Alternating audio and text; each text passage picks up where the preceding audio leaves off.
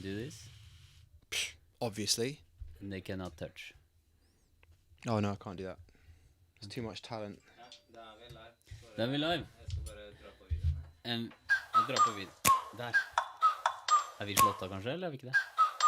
Nå er vi det. Like, ride with me if you ride with me, you can slide with me if you feel like 550 on the 5 sticky, come get high with me, that's a deal, right? Ride with me if you ride with me, you can slide with me if you feel like 550 on the 5 sticky, come get high with me, that's a deal, right? That's a deal, right? That's a bet, right?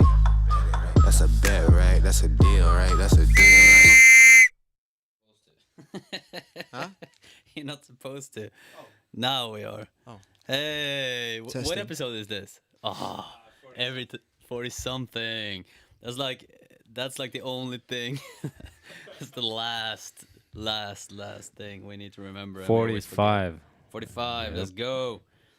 I send you the link, and let me quickly share. This is manually. This will be automatic in the future, everyone. So bear with us. This is manual. We are live. Yeah. Boom. Booyaka booyah. Boom shak. Right. Let's share this around. Yes. Number 45. Welcome to Hakeslepp number 45. We are here live in person. Ken's on the spaker. And Mr. Andy Moore. That's my name, yeah.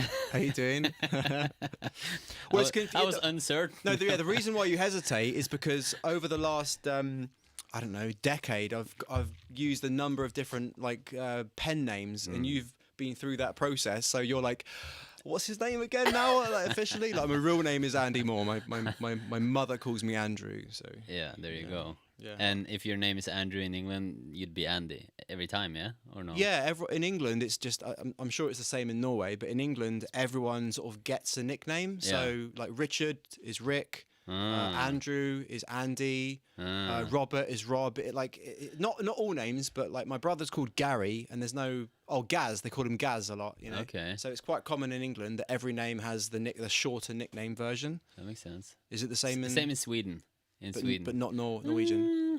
Maybe. I mean, not Mort. really. Mort? Nah, no. I've been called many names, but not Mort. No. Mort? No, okay. I'm not being rude. I'm actually trying to see where I can share this link, by the way. That's why I'm looking down at my phone. Hakuna Matata. In other news, I can tell the viewers that I have made one more song lately with my nephew, Henrik. He came to Oslo. I did a tour with him, did the electric scooter around in Oslo, and brought him to the studio with Ken, and we made like a little nice, slow, easy song. Have I heard this yet? Yeah. And so yeah, maybe I'll show it in the next one. Nice. Yeah. Nice. It's vacation, it's summer, it's Norway, we're here. You and I have been knowing each other for, we just realized, 12 years. We worked this out. So even though I don't know your name, well, we're getting there. What is a name? What is a name, right? Yeah. Well, when you met me, the pen name I was using was Andy Yosha. Yep. So still first real name, but then there was the Yosha part. I met you at the Real Man Conference in Aachen, Germany, 2008. Me and Knut, shout out Knut. We were there. Actually, we got the tickets through a coaching program with Neil and his Speed Up Life company back then. We were his students, and we took the bus from Copenhagen all the way down to Germany. Wow. Yeah. Wow. We jumped on the bus with all the other students and the trainers, and then... you were wearing full Ed Hardy from top to bottom. Yeah. Full, from cap to shoes. No, Yeah. I don't know if you had Ed Hardy shoes. But it was great. Ed Hardy and Christian Odegaard. That was 100%. Well, it was 12 years ago, so, I forgive you. Oh, man. Yeah, but did you see the hair I was rocking at that time? This big lion's mane. Yeah. Yeah. you were So, growing it out back then. Yeah. Yeah. There's photos. You were to us. You guys were like gurus, unhuman people, gods on the stage, and you just had bought. Well, yeah, I'm exaggerating, but that's how it feels when you realize it was like a superpower when you first realized, whoa, there's something I can improve myself, or I can learn how to pick up chicks. That was the essence of when you first realized that. I think a lot of dudes have will resonate with it when they read that book the first time. They go like, whoa, and how he laid it out, Neil Strauss, with like, there's a secret society, there's a syndicate, and it was such an interesting Dude, I got world. sucked in so hard. Yeah, me too. It was like this, it felt like. What was funny, I remember I joined this forum that's been shut down for a long time now, but it was called the LSS, the London Seduction Society, right? We had a Norwegian version, right? I think same but different. Yeah, I think all you all wouldn't even know countries about did. it if you weren't a nerd and And invited. And but you like, had to, like when I found it and I requested to join, right? It says your application is being like considered or whatever. I was like, oh, I felt like.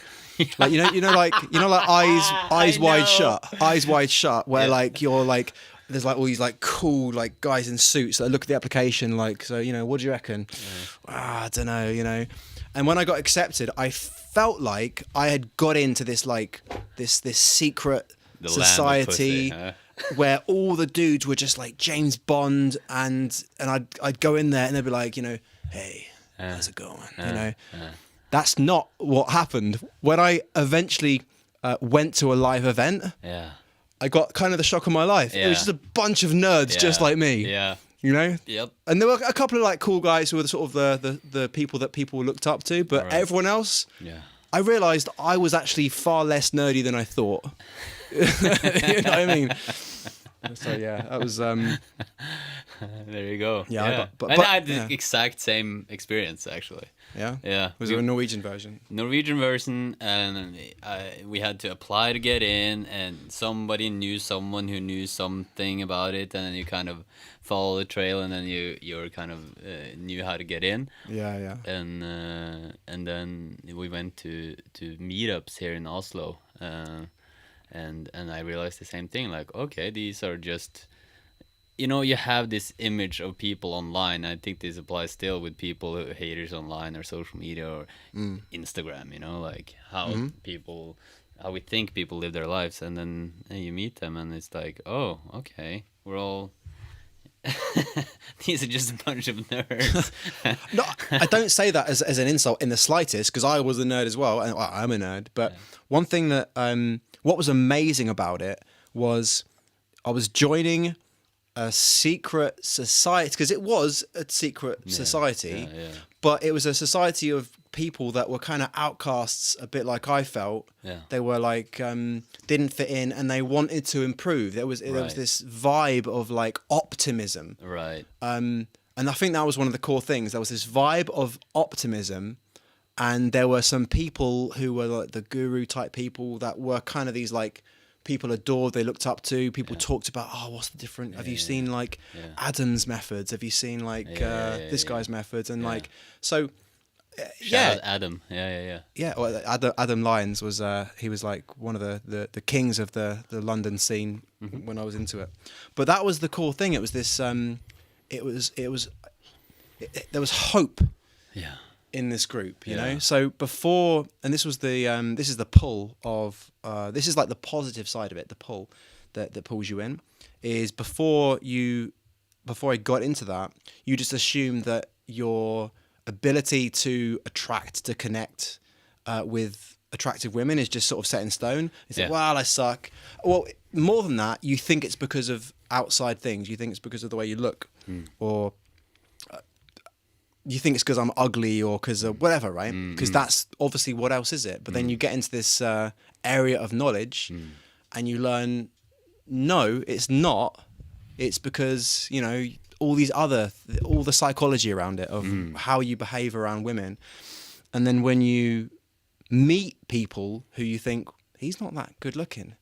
And someone that you think wouldn't be very successful with women if they're not very good looking, let's say, or they're shorter or whatever, and then you see them around women, the women are laughing, and it breaks like, oh, you know what I mean? Yeah, 100%. This is all it breaks the belief you had previously, yeah, and the general systemized the general what should I call it, the A4 normal perspective of how life works is you look at how Hollywood movies, then you think, okay, you need to look like Brad Pitt, or you need to act like Johnny Depp, or you need to, you know, have certain upbringing or certain that it's set in stone, and go into a world like this. That was, I feel, maybe the most valuable thing with the whole community is just challenging beliefs and constantly getting new inputs, new perspectives, new ways of kind of. Shout out to the old-fashioned chalices. Yeah, man. And it sounds drinking like a cup of tea with the British. I know, right? Bloke.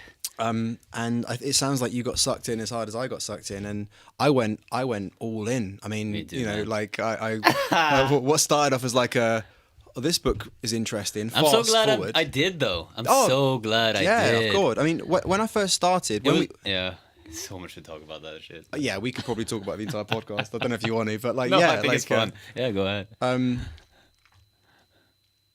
By the start was like, oh, that book sounds interesting, and the end was having the #1 global company that taught men how to approach women during the daytime. It's like, you know, you went hard, you know.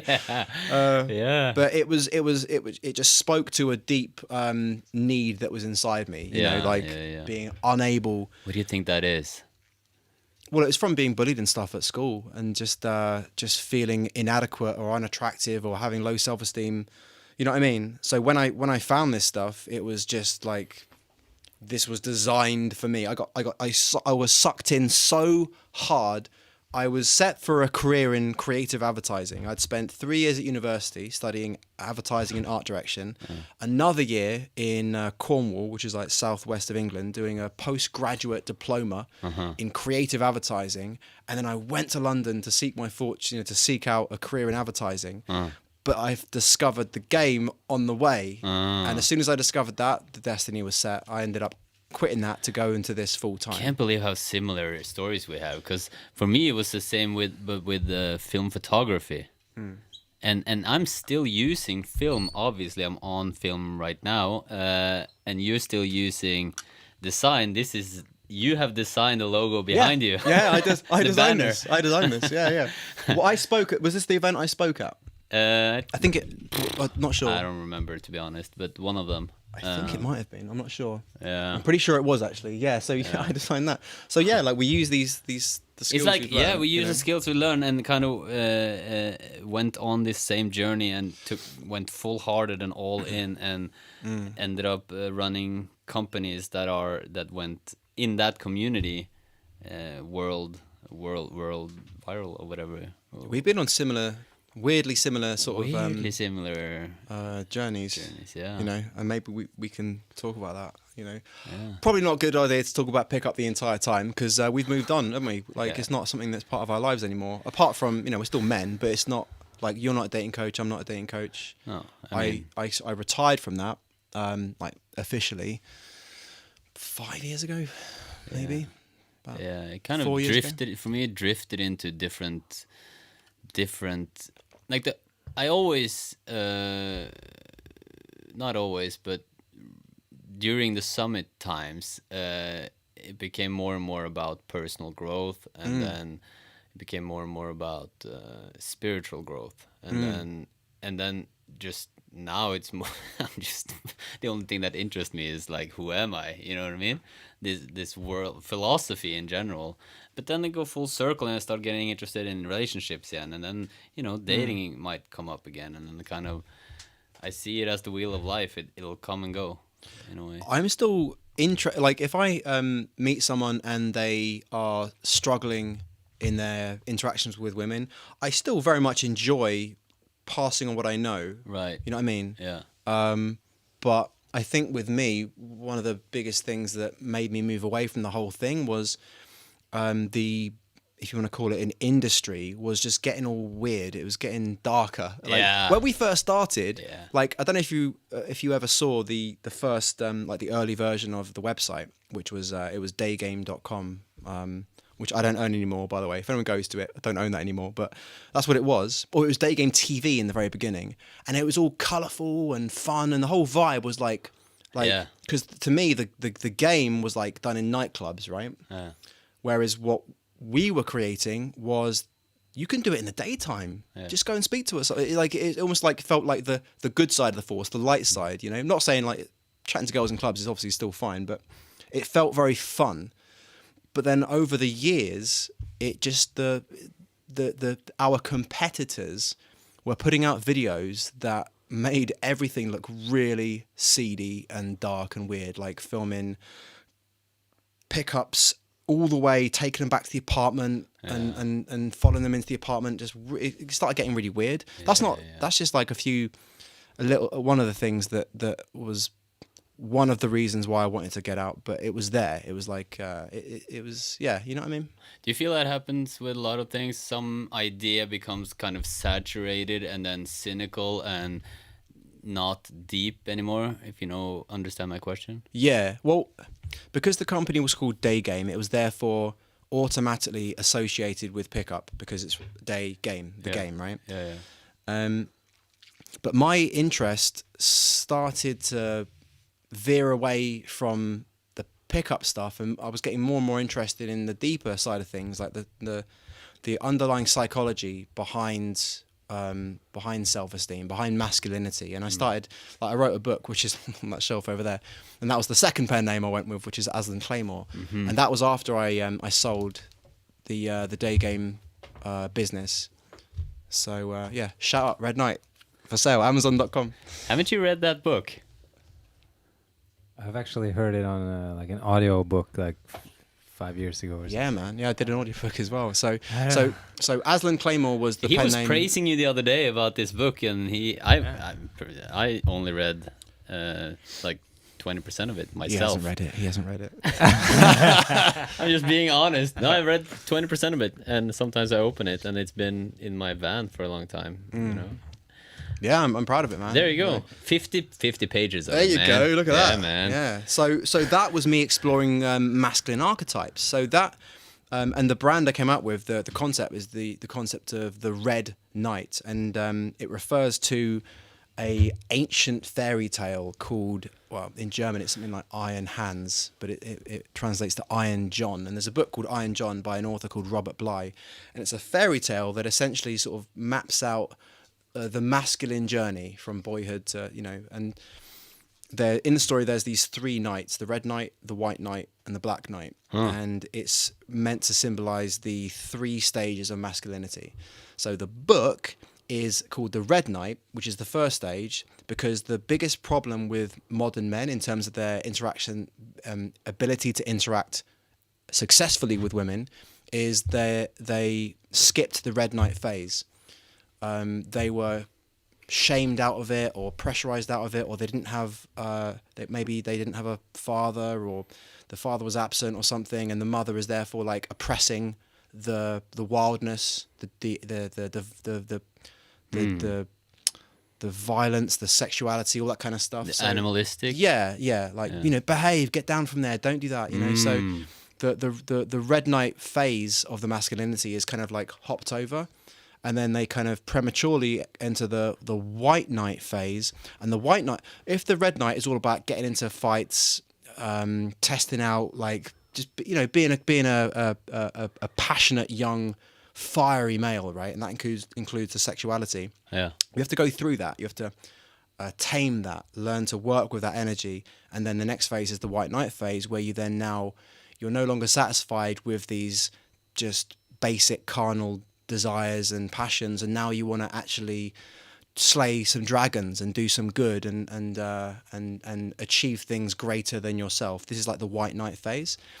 But if you've skipped the Black Knight phase, now you're going to try and attract women with your outer worldly achievements, which is the white knight phase, would be that, but except you haven't got this inner fire, this power, this tamed power within you. It's a dormant, untapped, like, unrealized power within you. So that's why you see people thinking that the way to attract women is through material pursuits and money, and that's someone who lacks that. And this is, I think, very, very common. So that's why the book is called Red Knight. It's like returning to this and reawakening it and learning to harness it and stuff through the medium of the Carl Jung's masculine archetypes. So yeah, pretty proud of it. Very interesting. What about the Black Knight? The Black Knight, I'm not there yet. I'm in White Knight phase. The Black Knight is pretty much where it's like old age, senior. It's when you've essentially, you now see that all of the dragons you were trying to slay were just manifestations of your own shadow, of your own shadow that you were projecting out into the world. And now you see the perfection of things. You no longer, you realize that a lot of your White Knight desires was less about altruism and wanting to slay evil dragons, but more about wanting to have banners flown in your name.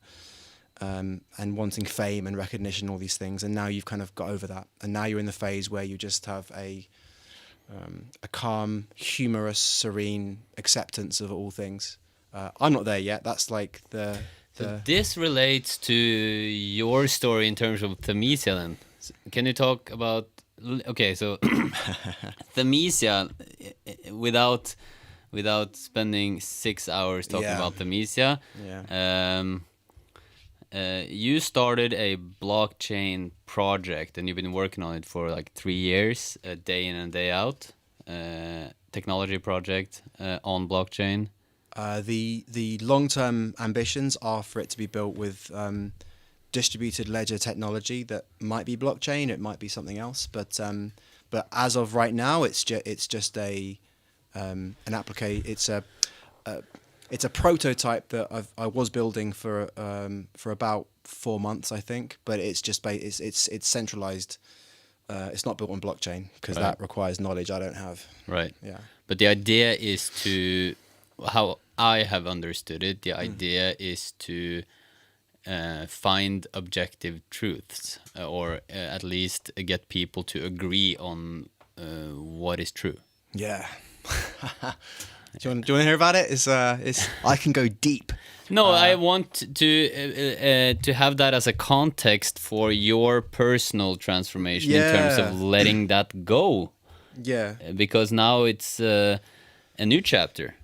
Yeah. So well, I mean, really, like the stuff I was doing at Day Game was about discovering what was true around the idea of what women are attracted to, and how can you approach a woman in the daytime and come across as funny and attractive and charming and all these things. Like, so there was that discovering of what's true about that, and then sharing that. And then Red Knight, the same, but it's now deeper, more psychological. So it's still about like me. Like when I started writing Red Knight, I didn't know where exactly it was going to go. I wanted to explore the psychology of attraction. That's what I started with, and then I discovered through the process these archetypes and what I call the Red Knight model, because I wanted to know, like a lot of the stuff with the Day Game company, all of the courses I ended up creating. The first one was with my colleague Yad. The next one was called the Girlfriend Sequence, and it's essentially like step by step how to go from the first date to the point where you could become boyfriend and girlfriend. And every program that we made was with a particular person. So the Girlfriend Sequence was with someone else. Then another program was with someone else. These were like on my team, my instructors. The reason why I made any of them was because I wanted to know what they knew. I made the Day Game Blueprint with Yad because I wanted to know what he knew without having to sit down with him for hours and hours and hours. Like we were friends and we were building this thing together, but he hadn't really spent a lot of time I wanted to break down what he was doing, right? So we built a model that was me interviewing him, breaking down what he was doing. I wanted to know what was true. Same for all the products. It was always me wanting to break down what they were doing because I wanted to know what the truth was. And then, help people by passing that on. So same with red knight. So with the Mesia, I mean, it's we haven't got time to talk about the entire crazy thing, but it started off with a growing unease about what was happening in the world in terms of do I want to go into this? Do I want to go too deep? Okay, I'll skip the first part where I kind of go into really, really deep stuff, and I'll just keep it shallow, and you can ask me questions if you're interested. But essentially, the idea was there is an objective truth, I believe. Now, that can be contested. People can argue about that. But I believe that there is an objective truth. We are having a conversation now. Like, I think that we can agree on that.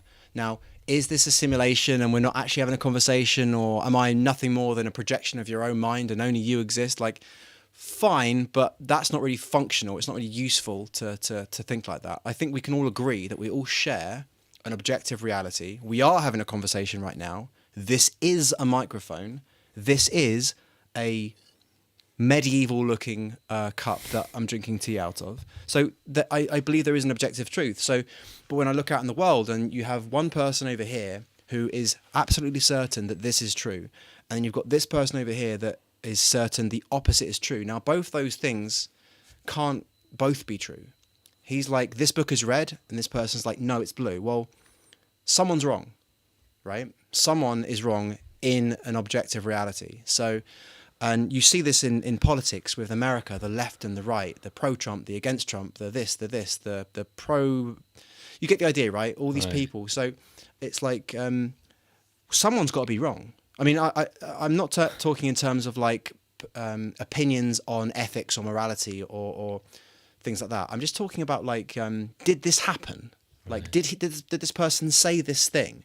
When he said this thing, did he mean that thing you said, or have you actually excluded some context and stuff? So you see this all playing out on the grand stage of the media of the world, and I just see things happening in the media where they're like, you know, this person said this thing, and you think, oh, that sounds terrible, and you look into it and you go, actually, he did say that, but that was taken out of context, and he actually meant something different, and now that and other things are being used as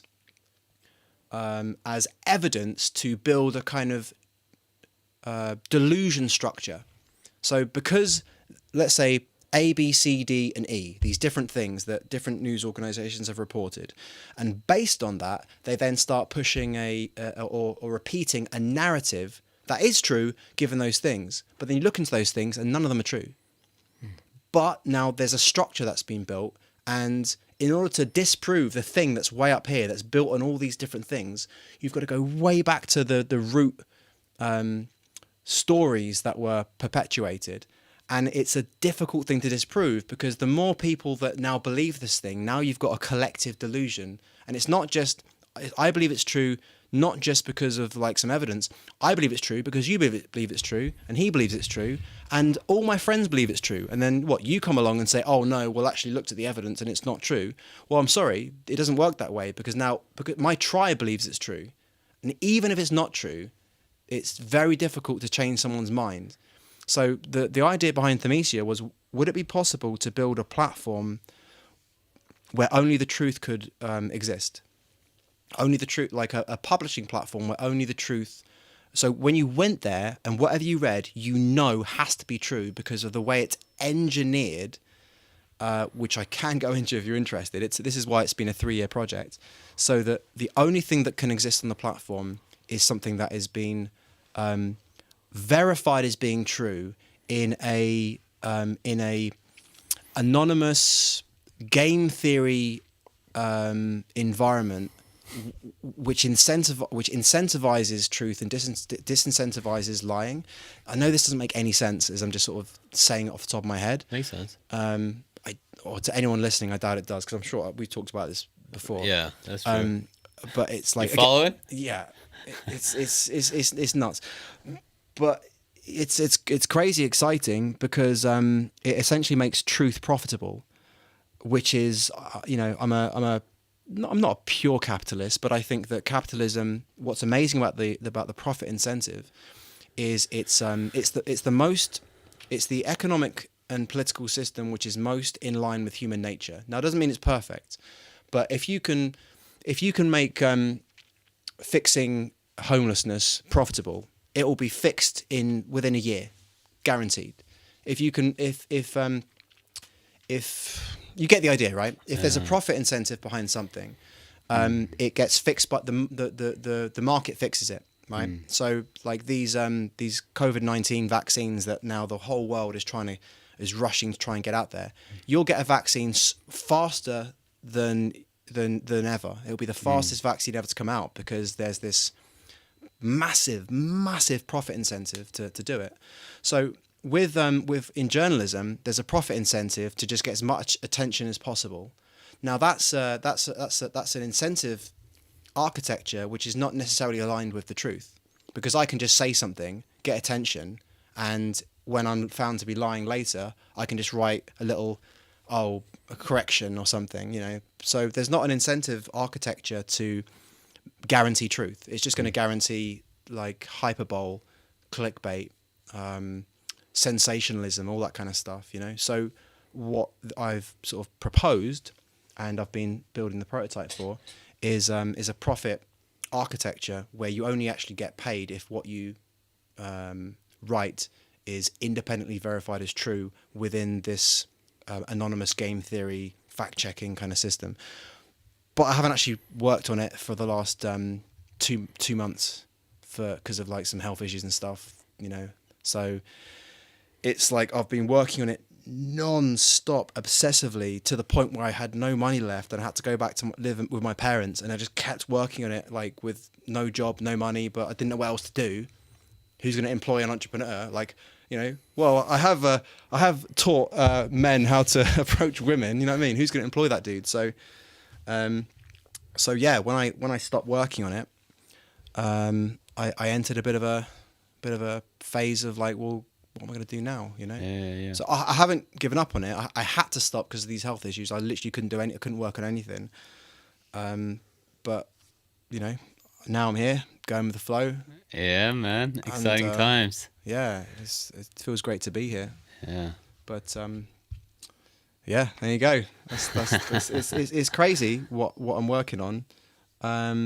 And part of me feels sad that I'm not working it right now. But we were talking about this the other day. It's like it's such a big idea. And I don't say that with ego. I just mean that technically. It's like it's such a big idea that's trying to solve like one of the biggest problem. Like I think the biggest problem that society has is that the biggest problem of humanity is corruption, and corruption is a natural occurrence for any power that centralizes. It's just a law of nature. So that's why the American system, when it was first conceived, was an attempt to protect itself from human corruption. That's why you've got the separation of powers, the executive, the judicial, and what's the other one? I always forget that.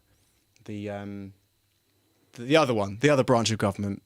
And wherever you look in the system, you can see how they've tried to create that separation of powers. You've got the Congress, but you've also got the House of you've got the House of Representatives and you've got the Senate. So you've got these two different branches of the Congress that they both have to agree before new bills can be passed into law. There's all these things that the way they set it up to protect against what they knew was a natural thing in humans to become corrupt. So that's why they set America up in that way. And I think that the most important institution in the world to serve that goal is a free press, is what they call the fourth estate. So the free press, their job, their civic duty is to hold power to account and inform the public. Right. And I think that industry is going the wrong way. I think that what started off as, I think in 1996, there was 50 companies owning the media in America, and now there's 6. And soon there'll be 5, then 4. And when you get, again, what's happening? A concentration of power. What happens when power concentrates and competition diminishes? Well, then I think you start to get some weird things going on that are now not about truth and more about actually here's how how I want to shape the world. Like the new kings of the world aren't in Congress or even boardrooms now. I think they're in like boardrooms of massive media corporations, because they can, if you can shape the information that people see and read and hear, and you can essentially shape the narratives of so here's what happened, but it's not about what happened, it's about what I tell you happened, or it's about my interpretation of what happened. And if you've got like 50 different media corporations, each with their own opinions, well, now you've got, that's healthy, right? And now they can fight and argue and disagree. But when that narrows down to Apple, to Disney, to I forget all the other ones, right? Well, that's only going to keep going, right? And then you've got what happens when you've just got one person saying this is the truth. Yeah. You know, and like in Russia, you had the paper which was I forget what it was called, Pravda, which is truth in Russian, Pravda, and that was a state-owned, this is the news. Oh, okay. Right. Well, Whoa. I think we're heading that way, with the conglomeration of these, So. How do you feel about TikTok and Instagram, and that at the same time that is happening, it's also spreading across the board, so anyone can be their own. Yeah. Well, news TikTok center. is owned by, I think it's owned by a company called Tencent, or they've got the majority shareholder, and that they're in bed with the Chinese Communist Party. So that's why there's talk of like the TikTok are dodgy as hell. Like they get all your data. But in general, I mean, your ability right now to with this, what we're doing right now is a media channel. Yeah. And that's happening too, and people are able to share their truths. Well, unless your truth is, it's not politically correct, in which case you might get banned. Right. Yeah. So, or you say, see, the problem is like... It's like almost free speech. Well, no, it's not free speech. It's not free speech. Like, the problem is like, free speech is nasty. It's dirty. It's like free speech means that you got to accept someone saying some dark, horrible shit, right? So free speech isn't like I'm a big free speech proponent, but more in the I'm like in the Jordan Peterson camp. I don't know if you know much about him or what he thinks about free speech, but it's more about we think by talking, by speaking. We think by speaking, and the only way we can arrange our thoughts and really come to know something is by speaking. And if the government can control or limit what you can say, then they can control and limit what you think. So, and also speaking is the best tool we have to arrive at truth. Like we speak and we have uncomfortable conversations, and some of them are dark conversations and very, and maybe terrible things are said, but in the end, the degree to which you limit what somebody can say is the degree to which you limit the amount of truth that can ultimately be that can manifest from that interaction of voices. You know what I mean? So the desire for people to feel safer and more comfortable by saying, well, you can't say this, or like that term which I hate, which is this is hate speech. Because the problem is, even if the intentions are good, it's like let's say like racist stuff, right? No one wants to hear people like say racist shit, right? But the danger of saying, well, the government is now going to say that if the government is going to say racist speech is hate speech, and that's now outlawed.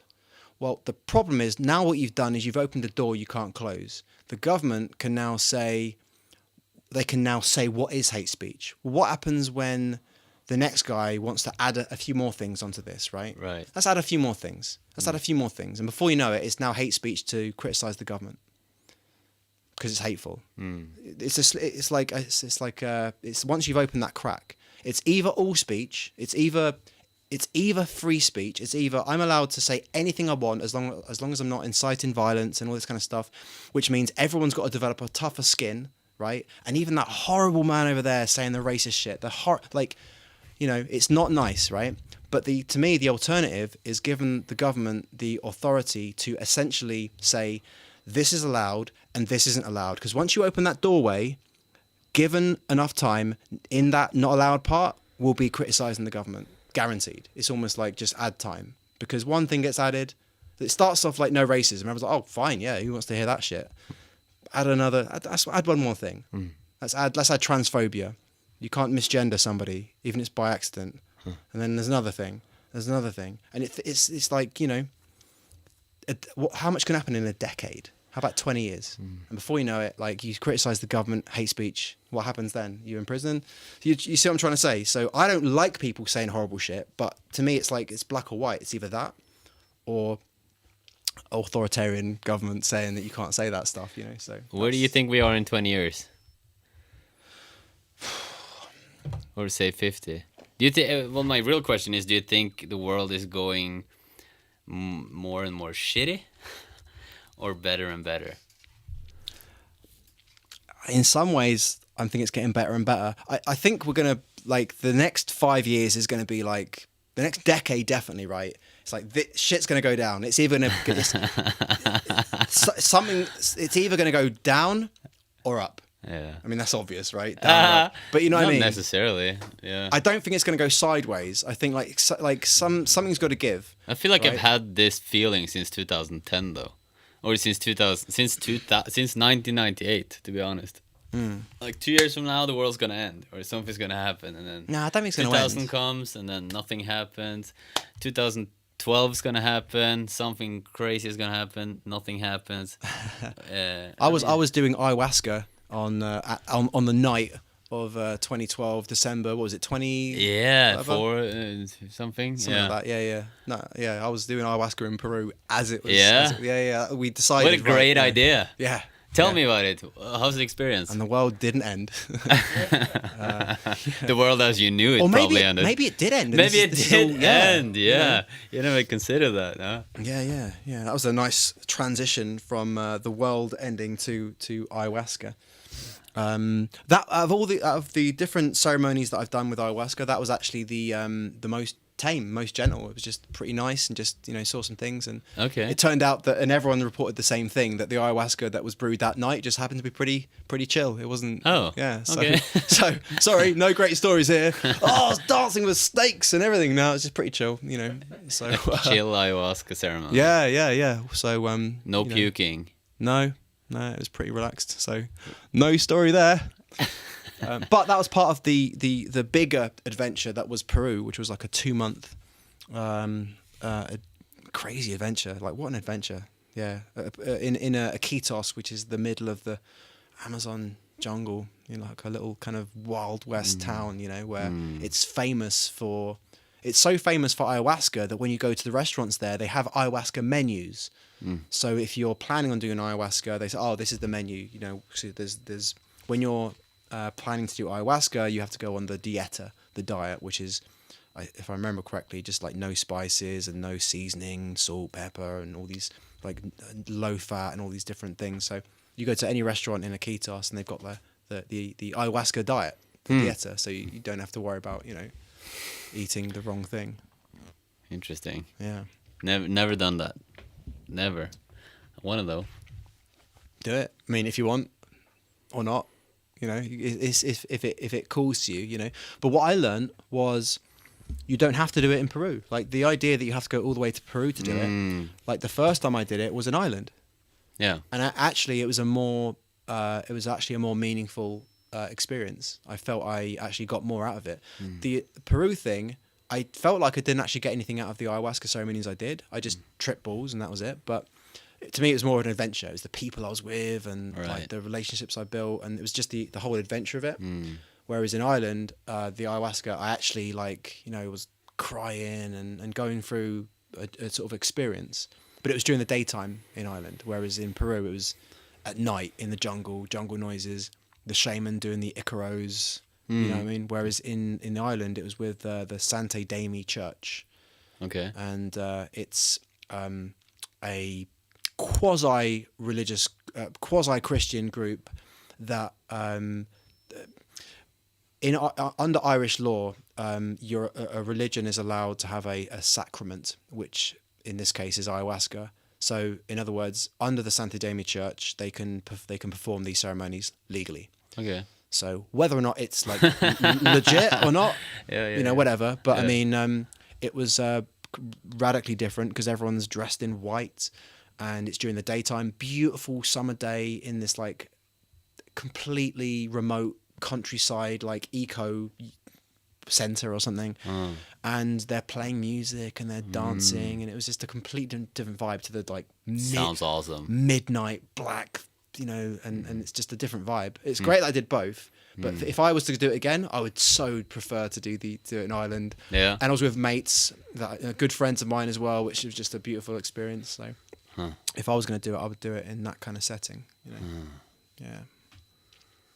But you've done mushrooms more than You've done it more than me. I've done mushrooms maybe 7 times. Maybe, that's something. a lot more than me. I've only done mushrooms. I've done them twice, but the first time was just like little test on someone's lawn, just a little bit. Nothing much happened. Done it properly, like the couple of times in Bali. Yeah, we did it at the same spot, not together. Yeah, not in the same. We did it on the same island. Same island. You did it on the beach. Yeah. Me and you didn't do it on the beach. We were thinking about it, but the villa we were in was so beautiful. Yeah, right? I saw that. And it was big opens with this big beautiful pool. Yeah. We just decided stay with the pool. You stayed in the pool. The fuck? In the pool area. Yeah. It was my beautiful. god. It was great. Oh my god. I'm sad. Well, that's a sad story, man. We did it. We did it twice, right? And the first time, I think we just loved it so much. Yeah. I know what it was because like you were I was in the water with turtles and fishes and for 6-7 hours being baptized by God in the perfect turquoise. No, dude, that does sound great. I literally swam with this big turtles, like 5 of them around me. Yeah, that does sound amazing. That does sound amazing. And surfed one turtle. I surfed the turtle, and it was just like, yeah. Look, dude, that sounds amazing. It does sound amazing. So we still had a beautiful experience. And I'm glad I didn't do it there because my experience was deeply personal. I was crying, so I was happy that it was like a sort of an intimate, thing with just like that's good. Mates. Yeah. That's good. Yeah. That's very good. I communed with my inner child. Yeah. Get this. This is for anyone's done mushrooms or there is a seasoned mushroomer. They probably like, yeah, sounds normal. But for me, I was like, holy shit. I was literally having a vivid, normal conversation with the mushroom spirit. Like it's just there, Nice. Eyes are closed, and it was kind of like a tentacly, kind of like in Stranger Things, they're kind of like it's kind of like that, like this kind of like tentacly like thing that was. It all went off into the infinite, and it was like, and I was like, what are you? Show me, and he showed me like this kind of like and I was like, whoa, you look crazy. And he's like, yeah, I know, and I'm just like, just chatting to him. And then he shows me my inner child. I'm like asking him, like, I'm feeling this like sadness in my chest area, this like, which is kind of what I always tend to feel on any sort of psychedelics or anything like that. And I was like, what is that? And he's like, like, well, I'll show you, okay, And then I imagined my inner child. And I was like, oh, so is that my inner child? He's like, yeah. Like he didn't sound like anything. It was just like a communication. Yeah. I was talking to a mushroom spirit. How crazy is that? Like and I'm like, it was brilliant. It was amazing. It was amazing. And then I felt, and then after that experience sort of passed, and I was just now high on mushrooms, feeling amazing. I was like, oh, this is great. I know what I'm going to do. I want to do more. So I went over to oh god, I forget his name now. But I went over to the guy who was like the most seasoned guy. He was kind of he was kind of like the DJ, like mixing the music and all that kind of stuff, providing the setting, And he gave me some more, and that was another thing altogether. Okay. That was another thing altogether. Yeah. You want to go into that? Yeah, man. Okay. Here. Well, so my intention going in there was 2 things. I wanted to find out what this like sadness I felt. And the second thing is I said I wanted to be stronger. That's exactly what I got. The first one, I got that exploration of this, and I was like talking to my inner child, and that's why I was like crying and stuff. And then when that passed, then I was just like high and feeling amazing, and everything's just like, I was like, this is great. I'm going to do more. Or what I thought was, oh, this has faded away. If I do more, I can go back to that and keep working on that. But the mushroom spirit was like, oh, that's what you want to do, is it? Nah, I've got other ideas. So I did like when we did it, it came in these big bottles that was pre-mixed in orange juice. So we didn't have to eat mushrooms. We sort of just drank a drink, which was really easy and nice. So I had the first time I tried it, I did 1 cup, and it was pretty mild. And that was it. The one thing I did see when I did the 1 cup is I saw a spirit, someone holding up, doing this to me, like, and I knew he meant you got to do 2. Okay. 2 cups. And funnily enough, when I did ayahuasca in Ireland, the same thing happened. The spirits, except they were holding up 2 of these things that we had to take. It was saying you got to do, because I did 1, and it says you got to do 2. Okay. But I didn't have the courage back then to do 2, so I didn't do it. But it's funny that the spirits were like, you got to do 2, right? Now I sound crazy for people who haven't done this stuff. But I'm just telling you, this is what it was. So when I did the 1 cup the first time, and it was saying you got to do 2. So then a few days later, I'm like, oh, shall I? Because I felt the sadness sort of come up, but nothing else. Nothing. It had no meaning or whatever. And I thought, if I do 2 cups, this is going to get even worse, right? But then the others sort of encouraged me, gave me a bit of courage, and I was like, right, fuck it. Did the 2. And then I had that beautiful experience, and I thought, oh, I know, I'll go back. And I was like, can I have a little bit more? And I said, just half a cup, right? He just pulled a full cup, necked it, and that was the 3rd cup. And then I went back, and I thought, oh yeah, this is great. And then the darkness started to creep in the corners, and I started to get these dark feelings, like a thunderstorm coming in. I was like, no, I want to go back to my inner child. Yeah. The inner child. What's this darkness? And I was like, oh shit. Oh no. And I was like, I shouldn't have done this. What have I done? Oh shit. You know. And one thing that this guy, was it Ben? It might have been Ben.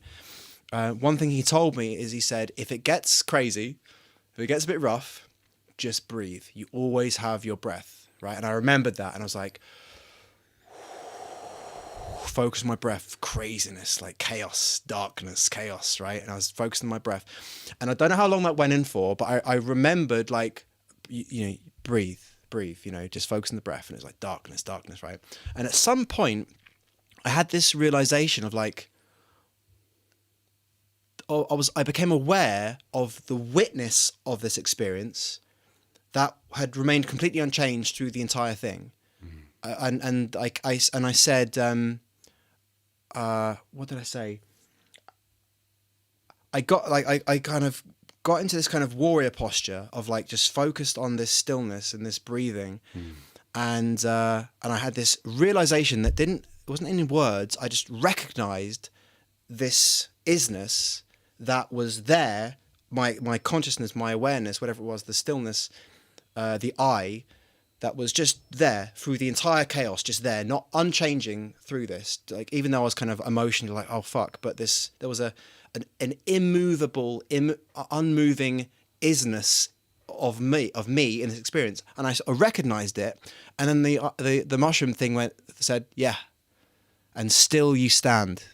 Those words, and still you stand. No, it was all this shit I've just thrown at you, and still you stand. And then I was like, I get it. You can never be broken. I get it. And it was almost like the mushroom thing, like, put a stripe on me, like, well done, like, you did the experience, you got through it, kind of thing. It was like a warrior initiation. And I was like, oh, that's the second thing I wanted. I wanted to be strong. I wanted to be stronger. And it's like, well, how do you be stronger? You got to go through some shit. You know what I mean? You've got to be tested. So it was a lot harder, but I came out the other side, like, I was like, like warrior, you know? Yeah. It was pretty cool. That was my mushroom experience. That's a fascinating story. Yeah. I love how that's amazing when you talk about standing still in the storm. And like I touched upon, pointing to who we are, consciousness, and that was you said unshakable, constant awareness that we are, and that is always there. Yeah, it's always here. It is isness. Yeah, and it's unbreakable. It's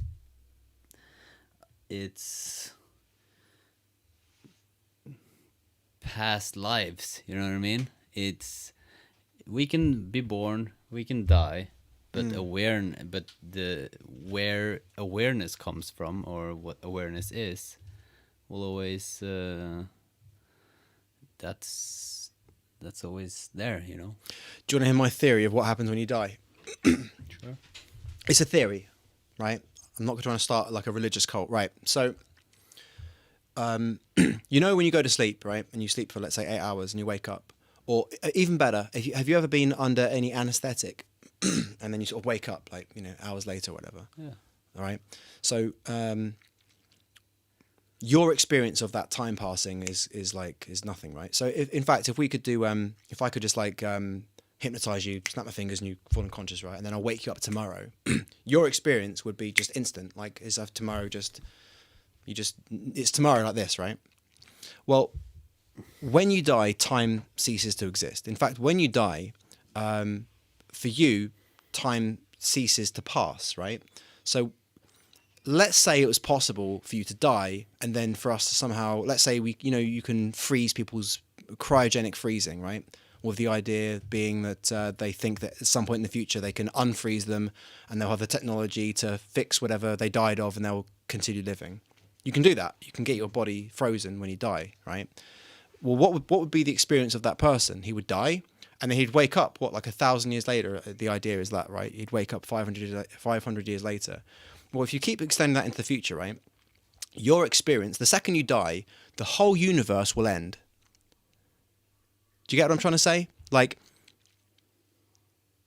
a billion, imagine how old the universe is going to be before it finally... What's the science on that? Is it going to like retract and then come back down into a one big crashing thing again, or is it going to continue expanding? I forget what people have concluded. But let's say it just eventually all comes back and then it crashes back in, right? So when you die, you will go back to that final moment in the end, because time doesn't exist for you. So in other words, when you die, you go, again, assuming the universe is going to contract back in and go back to the singularity. When you die, because time is no longer a thing, you will go straight to that singularity, which is God consciousness. In other words, when you die, I'll be there. Yeah. That's assuming you die first. If I die first, right, as soon as I die, you'll be there. Everyone I love would have been there, and all the planets. Saturn will be there. Africa will be there. This book will be there. You know, just I'm like physically. This isn't like a spiritual thing. Like physically, all the atoms in the universe. If the universe does expand and then slowly come back together, and it's like a cyclic thing, I don't know if that's true, by the way. There's probably some scientists or science people interested that are like, that's not how it works. But you know what you get what I'm trying to say? Like, your experience, as soon as you die, the universe will end, because the time would go just off into the future infinitely, and then if there is an ending to the universe, that's what that's what happens at the end. And if it all comes back into a singularity, then when you die, I'll be there. I'll be like, hey. I don't know how that works, but I'm just saying I like how you put your like little character in there and be like, hey, dude. You know, that's my theory that I haven't really spent much time thinking about, but it makes logical sense in the same way that if I fall asleep, I magically turn up the next day. Magically, I wake up, what the fuck, I've been asleep for 8 hours. Well, when you die, it's that time, you know, just with the entire universe. And then if there is a waking up, well, I mean, if you don't have any proof that the universe exists when you're sleeping, so that it is the same as when you're sleeping. I don't know. It's like, is the fridge light on when you close the door? When you say the entire universe and yourself, as if there are two different things. Oh God, I mean? Yeah, that's another subject altogether. Who knows, man?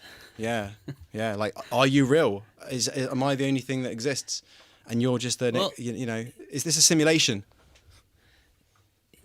That's a third and fourth subject again.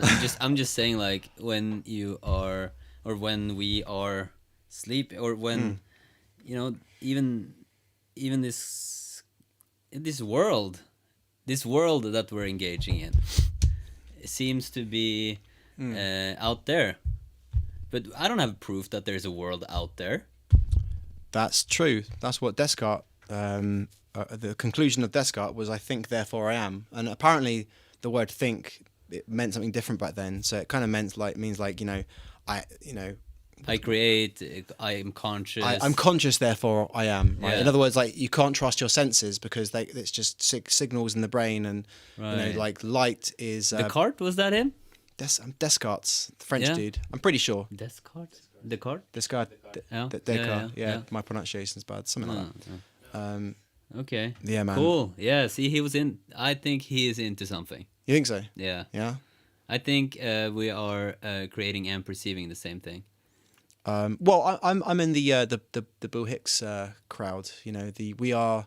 Do you think that you're a universe. separate person? Do you think you're a body? Yes and no. Yeah, I agree with you.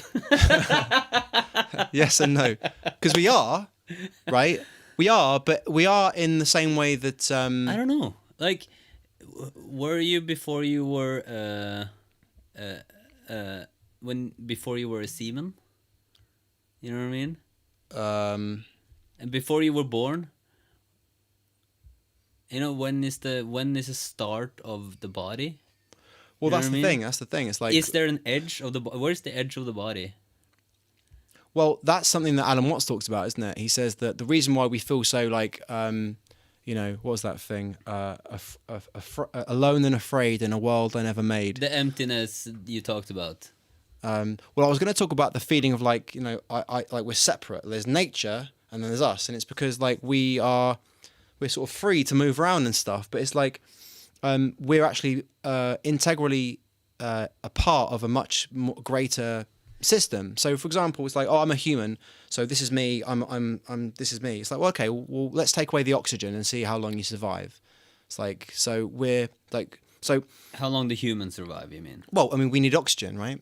And so Well, you say we as in the human, or we as for now, I'm just talking about you and me humans, right? So, like the oxygen goes into our lungs, right? And as soon as it's in our lungs, it gets put into our bloodstream, and the bloodstream, eventually, and the food as well goes into inside us, and eventually kind of becomes our cells. If we don't have those things, we die. Right. But so we are intricately connected to oxygen producing. What's that system? What creates oxygen? Photosynthesis. Uh-huh. So photosynthesis in plants. We need that to survive, and they need carbon dioxide to survive. So I know there's other things that produce I can't even bloody speak today.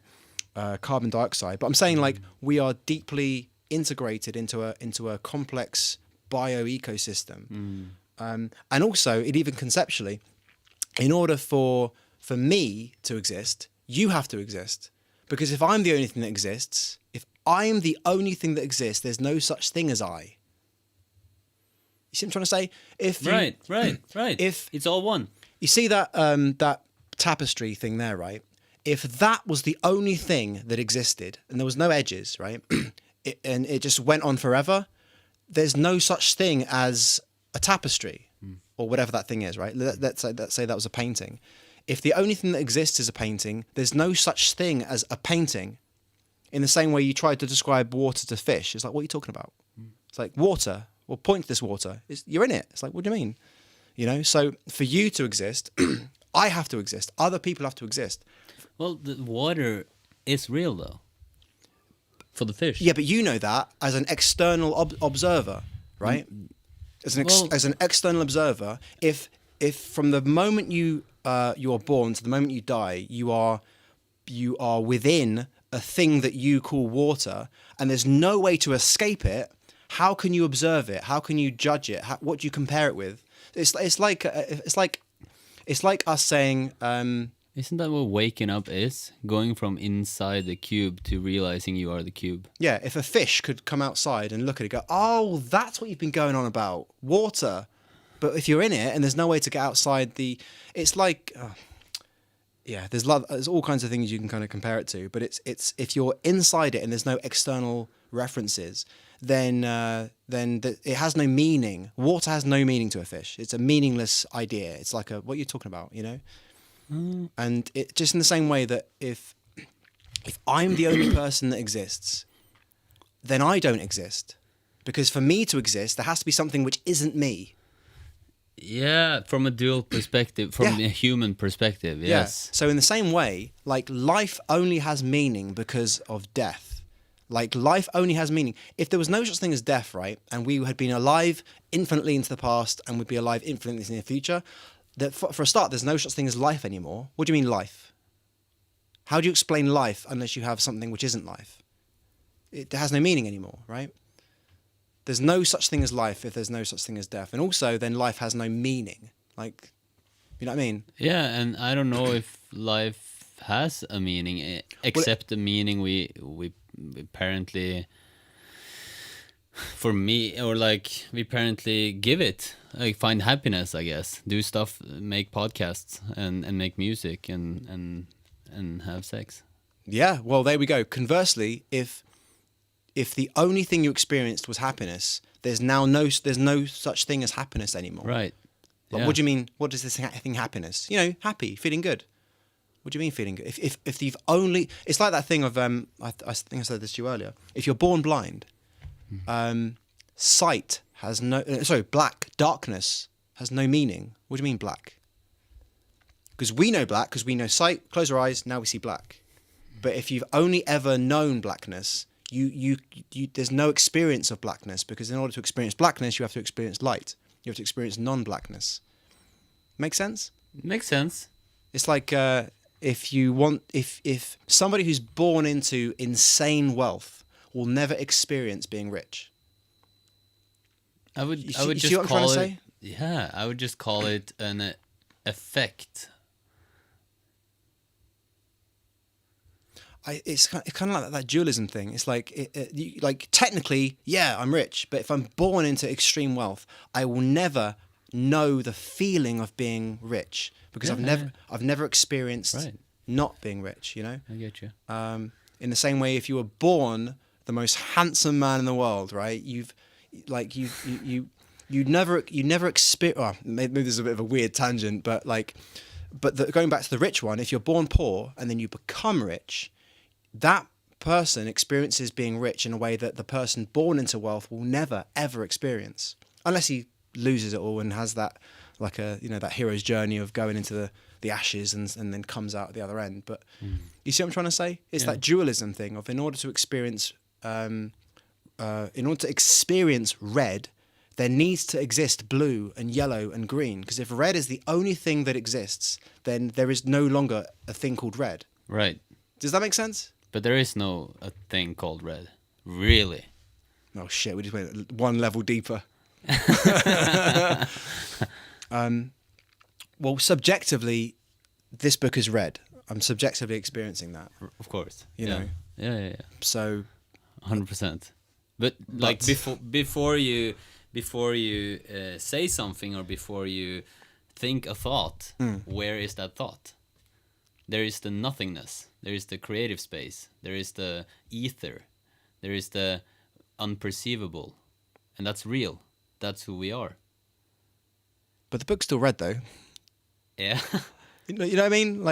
But I'm seeing the book and it's red, and you're saying that that experience. Yeah, you got to go over this again, because if it gets too deep, I've got to set myself up and go, right. So where are we again? So you're saying that you're talking about in terms of my perception that this book is red, and because you're saying this is red, but you're saying that it's not red on a deeper level, or what are you saying? I just, first of all, I don't have the answers. Neither do I, dude. But what I'm trying to kind of play with is, that's a good way of looking at it. Yeah.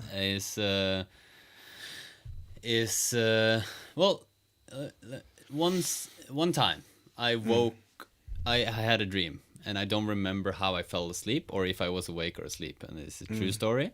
And in that dream, I was nothingness. I kind of. See, I've never experienced that. How do I explain this, or I'm gonna try to put this in words. But one day I kind of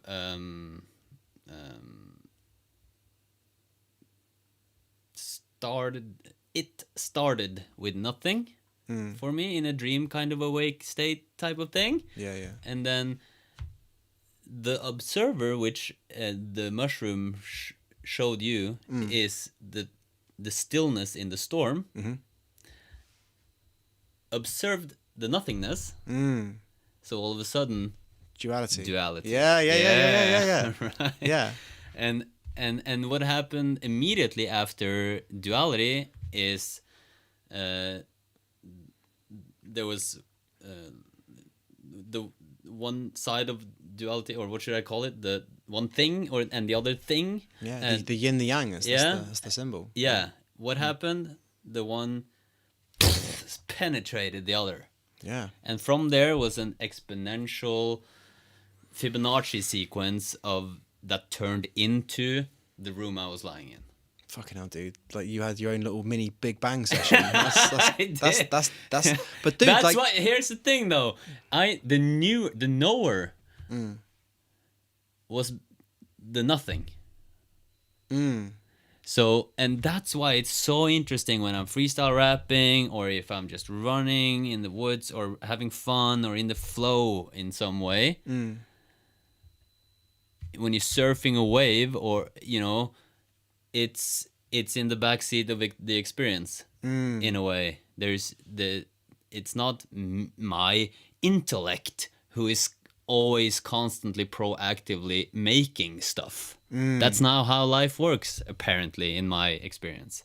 It's that's a secondary. The intellect is a secondary. It's coming from somewhere. We kind of like if you hold a candle and in a room, and in the room there are holes in the walls, it's gonna shine out of the room,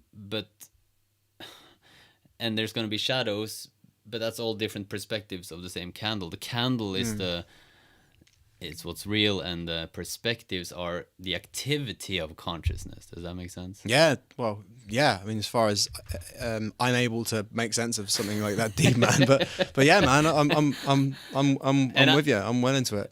It's Love like this conversation. Yeah, man. But it's related to like Neil Donald Walsh in his books, his Conversation with God's books. One really nice little parable in there is the parable of the candle in the sun, which is like this. Yeah. It's like the candle's there in the sun. It's like this is great, and it's like, do you know what? Like, I know I'm the light, but I want to experience it. I want to experience being the light. And God's like, you sure? Like, yeah, I want to experience being the light. I've got to send you out into the darkness for that. It's like, what's the darkness? It's like, it's pretty scary kind of thing, but you'll be all right, but, once you're out there, you'll experience yourself as the light, because now you're in the darkness, and it's the same kind of thing that I'm essentially talking about. Like for that candle, for that light, for that flame, the flame in the sun, for it to recognize and experience its flameness, its light, it can't do so when it's in the sun. It has to go out into the darkness. So, and that's the whole idea that Alan Watts is all big into this kind of stuff 100%. of talking about, like,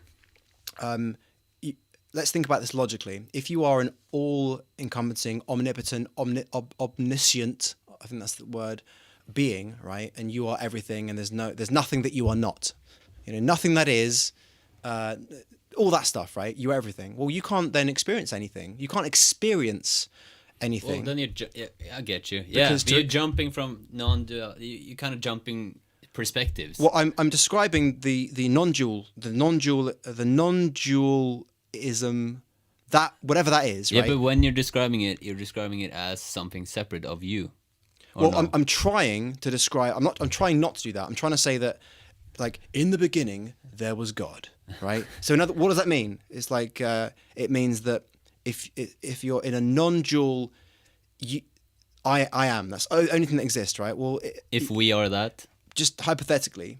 So you can imagine that. Well, that consciousness can't experience anything. It just is. It can't experience anything because to experience something, right? There has to be something that is not that. Right. This is like dualism is a necessary reality framework in order to experience anything. Right. So so that's why, like, our mortality is the very thing that allows us to have any form of experience, because if we lived infinitely, life would have no meaning. We wouldn't. Yeah, but be careful with drawing too many conclusions there, because Damn it! I want to draw loads of conclusions. I don't know what's going on. I'm just making up as I go along. yeah, I'm with you. Yeah. 100%. These aren't my ideas. Like, I'm not like, it's just Alan Watts. I love that dude, and Terence McKenna. Shout out to all the greats. Yeah, man. Yeah, there's just like the sort of like collection of like ideas of, oh, these fit together well. I like this, But I mean, it's just an idea. Ideas shoved together, just So I don't know, man. It's amazing. I'm enjoying this conversation a lot. Yeah. Well, we talk about, like, we'll start talking about like, oh man, yeah, we should go chat with some chicks at some point. Add 10 minutes. Like consciousness though. What is it? But this is so related to. Let's take anything. Let's take chicks. Okay. See, when you know that you're already connected, and the connection. When you come from a space of knowing that connection is already there, of course you're gonna connect. I don't know it though. I've just got a theory. I don't know it because you've experienced that non-dual thing when your Big Bang experience, but I haven't experienced it because you got to experience it to know it. You know what I mean? I kind of. Oh, you were born. You were born. I kind of believe it. It's like let's look at it. Okay, let's look at it physically then. Okay. Like a scientist. Where do the body of Andy end? Where does it in time? You mean? No, in space. Well, the boundary of my skin. You don't have a boundary on your skin. If I had a small enough needle, it'll punch through you without even touching you. Oh, you're 95% black matter. Then you go deeper, and it's all space between atoms and right. things. So there's just particles and energy. And if you're a snake, you're gonna see a purple light and blue light. If you're a dog, you're gonna see infrared or whatever. If you're a larva, it's gonna be a whole different you. So where exactly is, you know what I mean? Yeah. Yeah, it's all. Oh, no, I get you. It's all one. No, I get you. I mean, like, because we make these boundaries. Well, my right. I have control over this, right? And but out here, this isn't me here, right? Right. But then you look deeper, and this is all made of atoms. Yeah. And I suppose And I believe energy, suffering comes from kind of, what should I say? Holding on to or grabbing onto, or kind of like believing strongly that if I believe strongly that I'm the body, all of a sudden I'm identifying with my body, and all of a sudden my body has to be good or not bad, and it has to be right and not wrong, and it has to be this way and that way, and I'm forgetting that it's a thing that's connected to the earth, to the universe, to other people, and it's changing. The cells are changing every day. What you become, what you eat. You can take it in from any different angle, and you'll see if you go deep enough or broad enough that it's connected. You can't get away from it. You are not a lone, separate entity from, and I think suffering comes from that thing of or buying into the dual world in different forms. So that could mean a belief. If you believe something strongly, you're never gonna test that belief. We are never gonna test that belief. We're gonna mean that, and it becomes true. If this is this, right? We don't even notice it. We're just saying that's just a story we have followed for 7 years, and the story becomes so tråkka upp. We have gone that path so many times that it's now a strong neural pattern path that I can't say it's not real, because it's kind of like we have said it to ourselves so many times that now, yeah, sure, okay then, if you say so. It's kind of the law of attraction type of thing, but that's what I think waking up is kind of seeing that, whoa, everything I thought I was up until now, I don't know. Now it's a new moment. It's a new unknowing. It's there's potential. Another example, I had a really bad ache in my foot, my knee, my hip, and my lower back, and my neck here. And I was so frustrated, trying to fix it, with my intellect, trying to find with the what's this? Lupe, ja. Forstørrelsesglass. Faen, snakke norsk da, mann! Speak Norwegian. No, I'm just joking. With the... What's this? I don't know what this is. You look at it. Oh, a magnifying glass. Magnifying glass. My brother from another mother. How hard was that? Yeah, you know, and searching for a solution with the magnifying glass, and not realizing that you know, I was the solution was already holding the magnifying glass. You know what I mean? Or another example, like another metaphor is a dog running after its own tail, not realizing it is its own tail. So the faster you run, the faster the tail's gonna go. You know what I mean?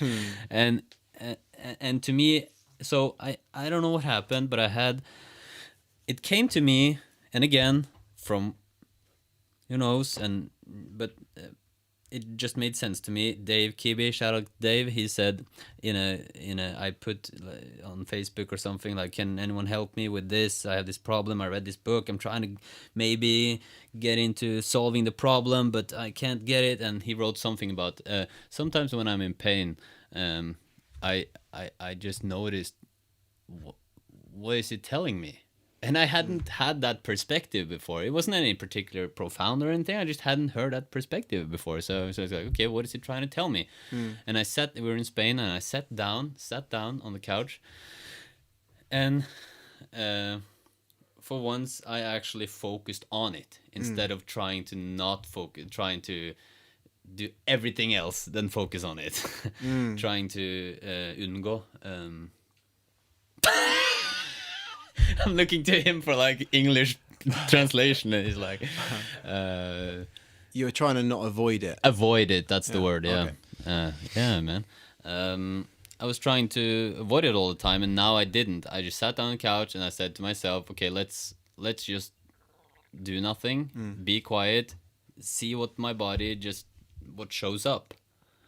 And I sat there, and I was hurting, and then physically, and then it started hurting mentally and emotionally, kind of, and then it didn't come answers, but more like curious questions, like could this maybe have something to do with my upbringing and my family relationship, and it didn't like really like pinpoint anything, but it was more of a forgiving vibe to myself, instead of trying to avoid and trying to fix something that I looked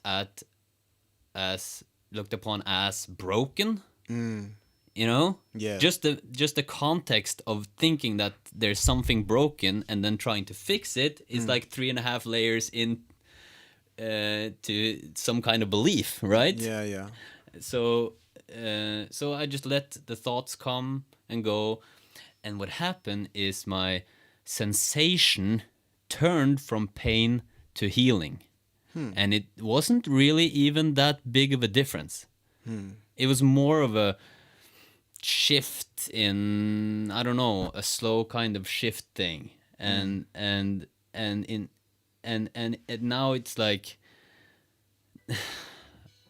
and it became more of a thermometer or a navigation system rather than pain after that. And now it's not even relevant. Yeah, sure, I can maybe feel that sometimes or something, but it's not bothering me anymore. Isn't that interesting? Yeah. From not trying to figure it out, but just listening, kind of. Yeah. Stopping and listening. Yeah. I mean, that's like you could say that's like the power of the power of the mind, the power of the power the mind has on our bodies. I think that this is the thing about medicine, doctors, and all these kind of things. Like, obviously, like, you know, a lot of respect for, you know, doctors and stuff, you know, but you know, it's a very narrow field. it's a very, very narrow field where it's like if you have something going on, it's like either something is wrong chemically and therefore needs to be treated with drugs, or let's cut you open and stuff. And I think that obviously that for many situations that is great, but I think there's many situations where there might be caused by some emotional things, some psychological things, some things in your environment. Well, how do you? What's the practice of studying that? Like you go to study medicine, you go to become a surgeon. You specialize in these different areas. Well, what if you've got a problem that might be localized in a specific area and within the realm of a specific specialized profession. But this is why I'm if I had a problem that was in a specific area, I would go seek out that expert, but I wouldn't just limit myself to that expert. I'd want to go see also a holistic doctor that is looking at things from a more, taking a step back and looking at all of the body's systems. And I think like anything else, you're going to find terrible doctors, terrible specialized doctors, and you'll find terrible holistic doctors and stuff. But I reckon, and I haven't actually worked with any holistic doctors, but I reckon there'll be some great ones out there because that's just the Pareto principle of the dispersion of good and bad and all this kind of stuff. So I would be interested in seeing a holistic doctor as well. So it's like, look, I've got this problem. What's your take as someone who focuses on like the whole thing? Yeah.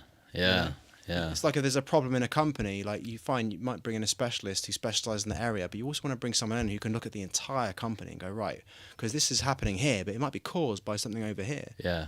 And I think a lot of Eastern medicine, thinks like that. They I don't know anything about it, and I don't know if this might be bullshit, but there's systems out there that believe that tension in certain areas are directly equated to different organs and stuff like that. There's even, I think, is it reflexology with the feet? I think it's called, where like if you've got pain, and again, this might be bullshit, I've no idea, but they believe that different areas of the foot relate to different parts of the body. Yep. Might be bullshit, I've no idea. Oh yeah, but, I believe that 100%. Yeah? Yeah, I believe it's all connected. Everything. Everything. It's all connected. Oh, no, yeah. I that is like, seems very, very obvious to me. Yeah. Do you believe in the effectiveness of what's it called when they stick needles in you? What's that called? Acupuncture. Yeah, I just messaged my friend who does acupuncture, asking her for a session. Can I have a session? Yeah, let's get her here. Let's get her on the podcast. Yeah, let's do it. She probably knows. She went to China to study it from the best. Is she good? Yeah. I don't know yet because but I've done acupuncture. I'm like, right in the Jap side. Okay. No, the reason why I bring that up is because, I mean, you know this. I don't want to go into it in detail here, but I was having these health issues that was around like the gut, and acid reflux and stuff like that. And a friend of mine, a good friend of mine, shout out Raluca, she recommended that I go see an acupuncturist, and I've never done that before, you know, and and I'm like, really, acupuncture, like for the gut? She's like, yeah. So and the reason why, look, one of the reasons I'm totally open to these like alternative things is I've been on the receiving end of a Reiki session where I wasn't even being touched, right? Just the Reiki, if anyone doesn't know, is like Sasha, or it was Sasha, yeah. It's like energy work or whatever. Now, it's just like like hardly being touched. If I was being touched, it was very, very general. You're like the fifth, not maybe not. You're one of many people telling me that her sessions have been. I cried like a baby. Yeah, made no logical sense. She wasn't saying anything. It was just, and I wasn't, so. Did you get anything out of it though, or just crying? I mean, crying could be nice sometimes. It felt like some form of release. Yeah. Like I tell you what it actually felt like. It felt like this is going to sound funny when I make this comparison, but it's the only thing I can compare it to. If you're trying to achieve orgasm, right, and you can't quite get there, right, and you're just like, so you have to sort of really try and really focus, right? At least, yeah. I know. And it's or and this is like very, like for guys, it's pretty pretty. It's not that much of a big deal. But for some guys, they might have this more, right? But it's like, and women obviously have this a lot more. But it felt like when I felt the sadness come on, right? From what the hell? She's not doing anything. When you were doing that session. Doing the session, right? So the first time I felt the sadness come on and stuff, I sort of like, it felt like that sort of like a coming ejaculation thing where it's a sort of a build up of this tension and energy is building up and building up and building up. And it's like, and it's very uncomfortable and it's building up. And then it's like, and then it's sort of like a explosion of like, then the crying, right? And it had that kind of like building up of energy and then the sort of release sort of sensation. And then that was like the first one, right? And I cried for a bit and then sort of started to build up and build up. And it was almost like now a bigger one. It felt like there was something deeper that was there that wanted to get out, but it was so deep.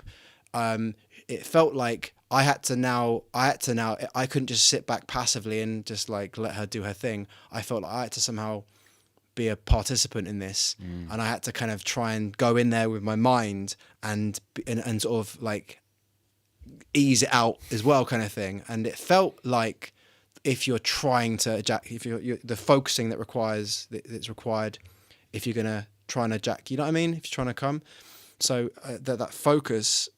Then it sort of built up and built up and built up and built up, and then just the most baby crying, wailing, like deep, like primal crying, and she didn't do anything. Like, you know what I mean? She wasn't saying in my ear like, "No one likes you," like, there was nothing like that. So I've done that, and I've done DMT and ayahuasca and all kinds of crazy shit. So like, the idea that some ancient system of piercing your energy, was it meridian energy lines or something? What's the that might be it. Concepts behind the acupuncture? I think that meridian lines, something energy like that. Field meridian, I think that's it. So like, if I can talk with a mushroom spirit, then that can man, I also, I like to go the holistic way of I've actually had a resistance to going the doctor way because I've been so maybe brought up with or had experiences with just nature, natural. I don't know, going into nature or having conversations that's healing or just time and introspective and conversations and experiences, sometimes it's doing what Jordan Peterson prescribes, like meeting the devil and or doing what you're afraid of, basically stuff like that has been big for me in my life. But I also had to go to full circle. I believe in that. I believe going to do all the alternative stuff as well as changing your diet and all of that, I believe. Yeah, I'm with you, man. Yeah. How are we in battery? How are we in time? Yeah, I know. 1%, 89. Okay. This microphone's got 1% battery? No, the camera. Oh, okay, cool. It's good.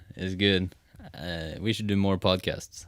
Yeah. Let's do it, man. Well, I'm here now. You got me over to Oslo. So, yeah, we haven't even talked about that. Like, we work together now, and we flew you over here, and we haven't even I haven't even told Mats, Navid, Björnar. There's people here. Oh yeah, that's around. Yeah, man. There's a bunch of people that probably loves to see you. Yeah, and we'll do podcasts. Yeah, well, you're going off to Spain tomorrow. Yes, sir. So send more messages. Say come around. Yeah. So yeah. But yeah, dude, like we could just talk for a long time. There's just so much. Whenever we talk about it, there's no end to it. Yeah, but yeah, we work together now. We work for a pretty amazing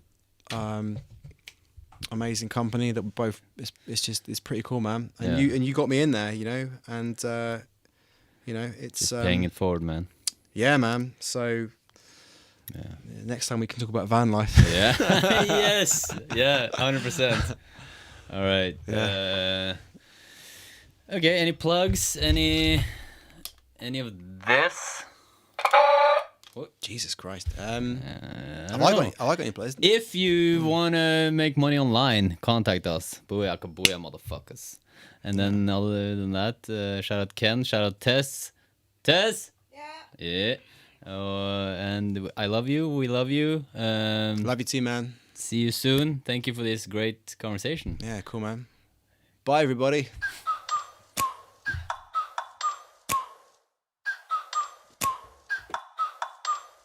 Like, ride with me if you ride with me, you can slide with me if you feel like 550 on the 5 sticky, come get high with me, that's a deal, right? Ride with me if you ride with me, you can slide with me if you feel like 550 on the 5 sticky, come get high with me, that's a deal, right? That's a deal, right? That's a bet, right? That's a bet, right? That's a deal, right? That's a deal.